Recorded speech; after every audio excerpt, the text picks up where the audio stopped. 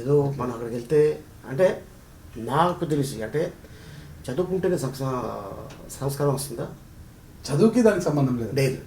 So నాకేంటంటే నేర్పించింది industry, సంస్కారం నేర్పించింది. సో అది నేను జాగ్రత్తగా సంస్కారం జీవితం నేర్పిస్తుంది, చదువు. ఎగ్జాక్ట్లీ. ఇప్పుడు ఏంటంటే నాకు నా ఏజ్ కంటే ఎవరన్నా పెద్దోళ్ళు వస్తే వాళ్ళ ఇండస్ట్రీకి సంబంధం లేకపోయినా నేను లేచి కూర్చి ఇస్తాను. ఎందుకంటే మనం ఇన్స్పిరేషన్ కావాలి నలుగురికి. అరే యాక్టర్ అయ్యి ఇంత పేరు సంపాదించుకొని ఎవరో పెద్దోళ్ళు వస్తే లేచి తను చేయించాడే అంటే తనకి ఆలోచన వస్తుంది.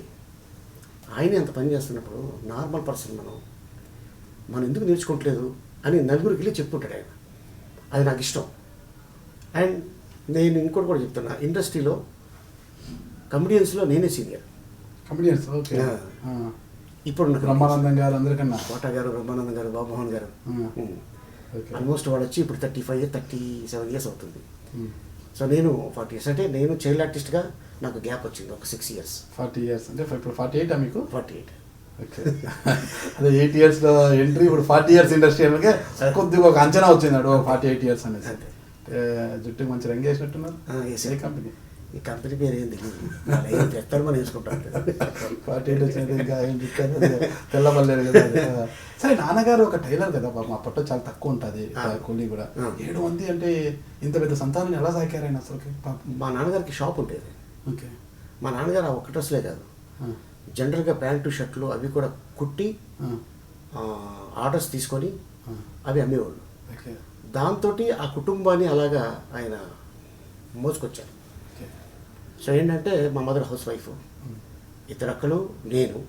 మా ఫాదరు టైలర్గా ఉన్నప్పుడు మేము సంతానం మొత్తం 5 మంది. అంటే కరెక్ట్గా నేను ఇండస్ట్రీకి రాకముందు, నేను ఇండస్ట్రీకి వెళ్ళిన తర్వాత మళ్ళీ 2 లాస్ట్ ఖయ్యం అనమాట మా ఇంట్లో. సో అప్పటికి నేను చైల్డ్ ఆర్టిస్ట్ అయ్యా. చైల్డ్ ఆర్టిస్ట్గా 150 సినిమాలు యాక్ట్ చేశాను. ఆ వచ్చిన డబ్బులతోటి రాజమండ్రిలో ఒక ఇల్లు కట్టుకున్నాం. ఓకే. రాజమండ్రిలో. తర్వాత మా ఫాదర్కి షాప్ ఉండేది. మిషన్లు మొత్తం 8 మిషన్లు ఉండేవి. 8 మంది వర్కర్స్ వచ్చేవాళ్ళు, కుట్టేవాళ్ళు. అది హోల్సేల్గా వచ్చి కొనుక్కొని వెళ్ళేవాళ్ళు. సో అది అంటే మరీ అంత చిన్న కుటుంబం కాదు, మరీ అంత పెద్ద కుటుంబం కాదు, మధ్యతరగతి కుటుంబం. ఓకే. ఖయ్యంకి మీకు ఎలా ఉంటుంది రిలేషన్? బాగానే ఉంటుందండి. ఓకే. ఇప్పుడు కలిసే ఉంటాం హైదరాబాద్లో. అంటే మా అమ్మకి ఒక ప్రామిస్ చేశాను, అమ్మ నేను 2 ఆడపిల్లలకి మీరు పెళ్లి చేయండి, మిగతా ఆడపిల్లలకి నేను పెళ్లి చేస్తాను. అంటే మాట ఇస్తున్నారా, ఒకసారి ఆలోచించుకోవాలి. లేదు కష్టపడతాను అని చెప్పి ఇండస్ట్రీలో ఎదిగిన తర్వాత మా 2 చెల్లెలకి పెళ్లి చేసిన తర్వాత నేను పెళ్లి చేసుకున్నాను. అవునా? No, arrange marriage. Housewife. మా మదర్ వెళ్ళింది, అమ్మాయి చూసింది, నీకు నచ్చిందా అన్నాను. మా అమ్మంది చేసింది. ఓకే. కానీ వెండితరలు ఎవరు నచ్చలేదా? నేను చేసుకోలేదు వాంటెడ్లీ. ఎందుకంటే వెండితెర మీద చూసి చేసుకుంటే ఇప్పుడు మనం కష్టపడి ఇంటికి వస్తాము, అక్కడే చాలా ఉంటుంది స్ట్రెస్, మెంటల్ స్ట్రెస్. ఇంటికి వచ్చిన తర్వాత సుఖం ఉండాలి. ఈ స్ట్రెస్ ఆ స్ట్రెస్ వేస్తే మనిషికి జెండాపై కప్పిరాజు. సో అది నాకు ఇష్టం లేదు. సో వాడు చూసిన అమ్మాయి అయితే వాళ్ళు చెప్పినట్టు వింటది, నేను చెప్పినట్టు వింటది. నా ఫాదర్ని వాళ్ళ ఫాదర్ మదర్గా చూసుకునే అమ్మాయి కావాలి. ఇప్పుడు వింటున్నారా మీ మాట? డెఫినెట్గా. ఎంత కట్నం తీసుకున్నారండి? నేను కట్నం తీసుకోలేదు. ఏమండి? హ్యాపీ. నేను హీరో అయిన తర్వాత పెళ్లి చేసుకున్నాను ఫ్రీ. మీ బావాలు ఏం చేస్తారు ఇప్పుడు? మా బావ ఒక ఆయన ఓల్డ్ ఐరన్ మర్చెంట్, ఓకే. ఇంకొక ఆయన బిజినెస్ చేసుకుంటారు ఇక్కడ విజయవాడలో. ఓకే. వాళ్ళు హ్యాపీ. వాళ్ళు వాళ్ళ స్థాయిలో వాళ్ళు. మీకు ఎంతమంది సంతానం ఇప్పుడు? నాకు 3 పిల్లలు. ఫస్ట్ పాప, తర్వాత బాబు, మళ్ళీ చిన్న పాప. పెద్ద పాప ఇప్పుడు బీడిఎస్ డెంటిస్ట్. ఓకే. సో బాబుకి పాపకి 10 years గ్యాప్. ఎక్కడ చదువుతుంది? హైదరాబాద్ భాస్కర మెడికల్. ఓకే. కొడుకు కావాలని చాలా కోరుకునేది మీకు? అలాగేం లేదండి.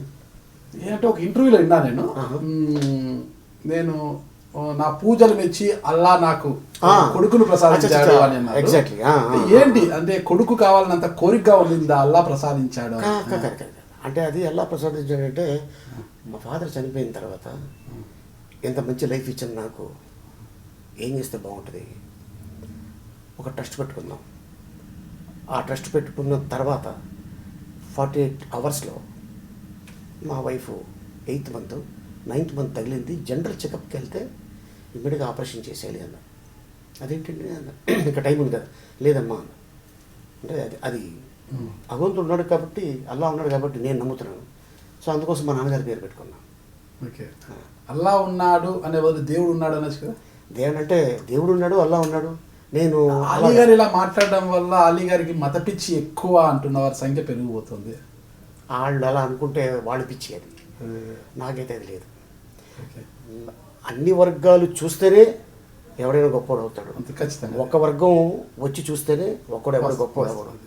ఎందుకంటే నేను ట్రస్ట్ పెట్టుకున్నాను, ఒక హిందూ చనిపోయినా, ఒక క్రిస్టియన్ చనిపోయినా, ఒక ముస్లిం చనిపోయినా, ఏవైతే కర్మకాండాలు ఉంటాయి కదా, దానికి ఎంత ఖర్చు అయినా కూడా అది నేనే నా ట్రస్ట్ భరించుకుంటుంది. మరి అలా అనుకుంటే ఓన్లీ ముస్లిమ్సే చచ్చిపోతే వాళ్ళ వరకే మీరు చూసుకోండి అని ఎందుకు చెప్తాను? ఏంటి డిఫరెన్స్ అండి మనిషికి? అంటే అలా పుట్టించేవాళ్ళు ఉన్నారు కాబట్టి నేను వాళ్ళ సంస్కారం, నాన్నగారి పేరు మీద ట్రస్ట్ పెట్టారు, బాగా సేవా కార్యక్రమాలు చేస్తున్నారు. ఎస్, అలీ గారి సంపాదనలో ఇన్కమ్ ట్యాక్స్ నుంచి తప్పించుకోవడానికి ట్రస్ట్ని అడ్డం పెట్టుకున్నారు అనేవారు కూడా లేకపోలేదు. అదే చెప్తున్నాను కదండి. ఏంటంటే భగవంతుడు మన బాడీలో అన్ని చోట్ల వెముక ఇచ్చాడు. నాలికి వెముక ఉండదు, నరాలే ఉంటాయి. అది ఏమైనా మాట్లాడుతుంది, వాళ్ళు మాట్లాడతారు, మనం పడాలి, అంతే. దట్స్ ఇట్, అంతే తప్ప అలా అనుకున్న వాళ్ళు ప్రపంచంలో చాలామంది ఉన్నారు.